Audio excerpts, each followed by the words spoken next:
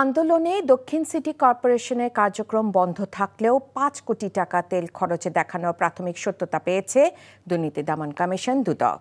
সকালে রাজধানীর দক্ষিণ সিটি কর্পোরেশনে দুর্নীতির অভিযোগে অভিযানে নামে সংস্থাটি। এ সময় নথিপত্র জব্দ ও ড্রাইভারদের জিজ্ঞাসাবাদে জ্বালানি বিল অনিয়মের সত্যতা পায়।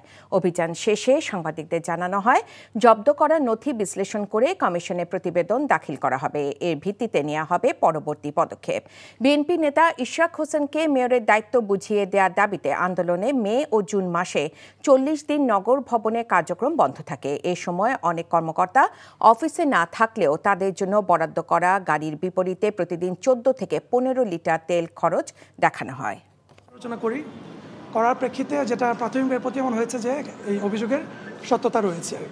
এখানে যে তেলের বিভিন্ন বিল ভাউচার করা হয়েছে সেটা সম্পূর্ণভাবে ঢালাওভাবে তারা একটা বিল ভাউচার করে নিয়েছেন। এখানে ড্রাইভার থেকে শুরু করে উপরে ঊর্ধ্বতন যারা এখানে রয়েছেন সংশ্লিষ্ট কর্মকর্তা সবারই একটা যোগসাজশ রয়েছে বলে প্রাথমিক প্রতীয়মান হয়। বান্ডেল থাকলে প্রতি সেনমানিতে টাকা বাঁচবে। বিকাশ সেনমানি বান্ডেল কিনে জিতুন প্রতি লেনদেনে।